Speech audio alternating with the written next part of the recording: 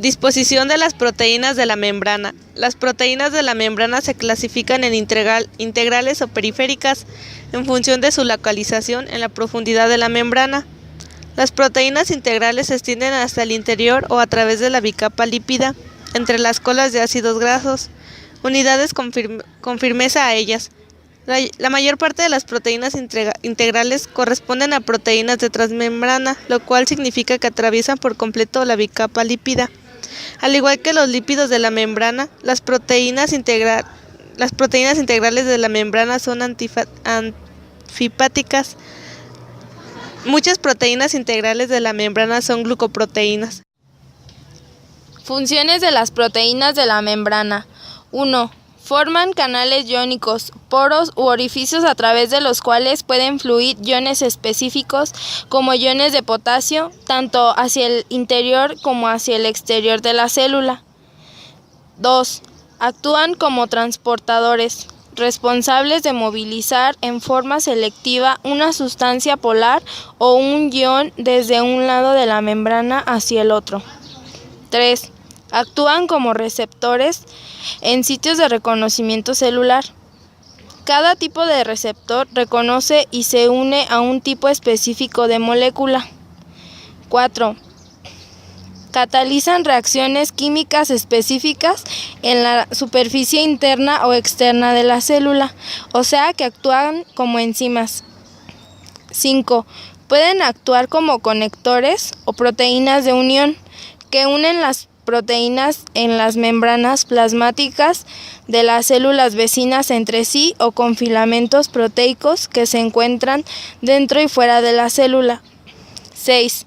Las glucoproteínas y los glucolípidos de la membrana actúan con frecuencia como marcadores de la identidad celular. Las proteínas periféricas no están adjuntas con tanta firmeza en la membrana y se unen con las cabezas polares de los lípidos o con proteínas integrales situadas en la superficie interna o externa de la membrana. Permeabilidad de la membrana. El término permeable significa que una estructura permite el pasaje de las sustancias a través de ella, mientras que impermeable implica que una estructura no permite el pasaje de sustancias a través de ella. La permeabilidad de la membrana plasmática a las diferentes sustancias varía. Las membranas plasmáticas posibilitan el pasaje de algunas sustancias con mayor facilidad que otras, propiedad conocida como permeabilidad selectiva. Gradientes a través de la membrana plasmática. La permeabilidad selectiva de la membrana plasmática le permite a la célula viva mantener diferentes concentraciones de ciertas sustancias a cada lado de la membrana. El gradiente de concentración es una diferencia de concentraciones de una sustancia química entre dos solutos, como por ejemplo el interior y el exterior de la célula, a ambos lados de la membrana plasmática. Transporte a través de la membrana plasmática. El transporte de sustancias a través de la membrana plasmática es vital para la vida de la célula.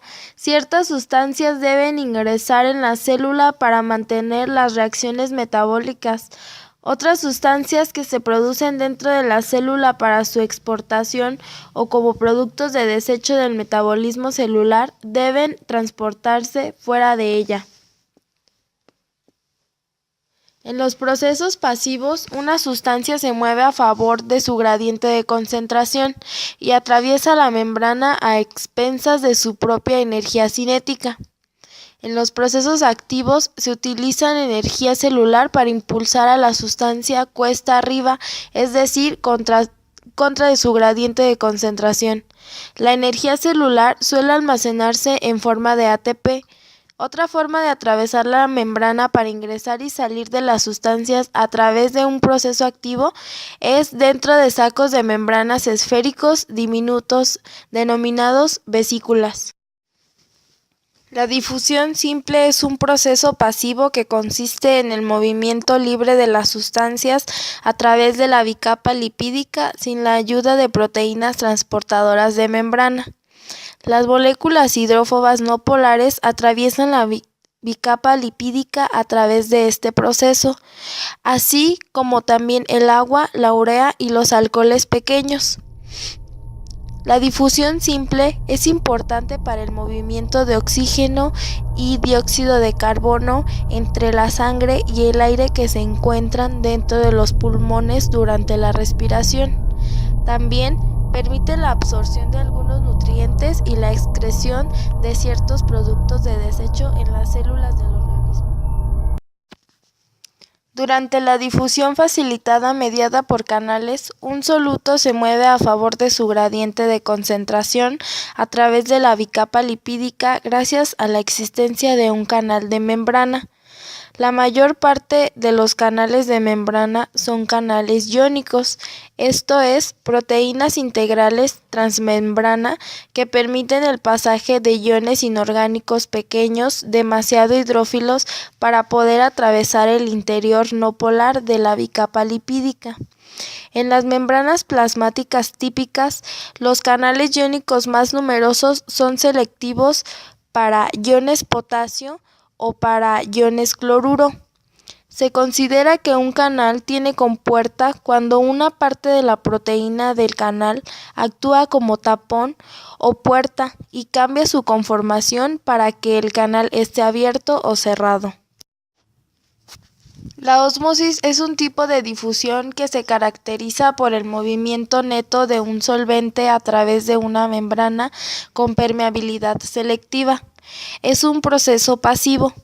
En los sistemas vivientes, el solvente es el agua, que se desplaza por ósmosis a través de las membranas plasmáticas desde una zona con mayor concentración de agua hacia otra con menor concentración de agua. Durante la ósmosis, las moléculas de agua atraviesan la membrana plasmática de dos maneras. La primera, entre moléculas de fosfolípidos vecinos a través de la bicapa lipídica por difusión simple. La segunda, a través de acuaporinas, proteínas integrales de membrana que funcionan como canales de agua. Toda solución en la cual una célula, como por ejemplo un eritrocito, mantiene su forma y volumen normal, es una solución isotónica. Por ejemplo, la solución salina normal o fisiológica. Cuando se colocan eritrocitos en una solución hipotónica, es decir, una solución que tiene una concentración menor de solutos que la presente en el citosol de los eritrocitos, las moléculas de agua entran en las células a mayor velocidad que las que salen, lo que aumenta el volumen de los eritrocitos y por último, la hemólisis. El agua pura es muy hipotónica y causa hemólisis con gran rapidez. Una solución hipertónica tiene mayor concentración de solutos que el citosol de los eritrocitos. Un ejemplo es la solución de cloruro de sodio al 2%. El egreso de las moléculas de agua de la célula es más rápido que su ingreso, por lo cual las células se contraen. Transporte en vesículas. Una vesícula es un saco esférico pequeño. Las vesículas también ingresan materiales desde el líquido extracelular o lo liberan a ese medio. Durante la endocitosis, las sustancias ingresan en la célula en una vesícula que se forma a partir de la membrana plasmática. Durante la exocitosis, las sustancias salen de la célula tras la fusión de la membrana plasmática con vesículas formadas dentro de la célula. Tanto la endocitosis como la exocitosis requieren una energía provista por el ATP. Desde esta forma, el transporte en vesículas es un proceso activo. Endocitosis. A continuación se describirán tres tipos de endocitosis: la mediada por receptores, la fagocitosis y la pinocitosis. La endocitosis mediada por receptores es un tipo de endocitosis muy selectivo por medio del cual la célula capta un ligado específico. Los ligados son moléculas que se unen a receptores específicos. La vesícula se forma una vez que la proteína receptora presente en la membrana plasmática reconoce y se une a la partícula específica del líquido extracelular. La fagocitosis es una forma de endocitosis en la cual la célula rodea partículas sólidas grandes, como por ejemplo células muertas, bacterias enteras o virus. Solo algunas células del organismo, denominadas fagocitos, tienen la capacidad de llevar a cabo la fagocitosis. Hay dos tipos básicos de fagocitos: los macrófagos, presentes en muchos tejidos del cuerpo, y los neutrófilos. La fagocitosis comienza cuando la partícula se une a un receptor de la membrana plasmática del fagocito y promueve la extensión de sus pseudópodos, que son proyecciones de su membrana plasmática y su citoplasma.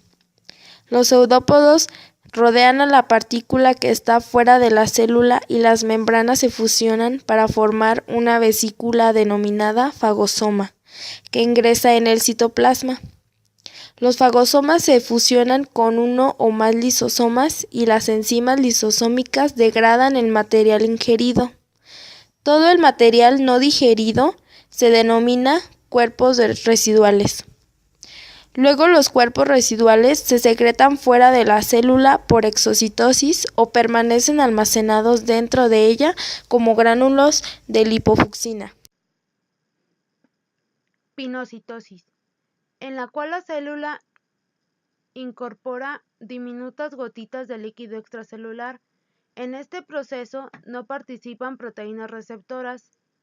Durante la pinocitosis, la membrana plasmática se invagina y forma una vesícula que contiene una gota de líquido extracelular. La vesícula se desprende de la membrana plasmática e ingresa en el citosol. Dentro de la célula, la vesícula se fusiona con un lisosoma, donde las enzimas degradan a los solutos. La pinocitosis se produce en la mayoría de las células, en especial las células absortivas del intestino y de los riñones.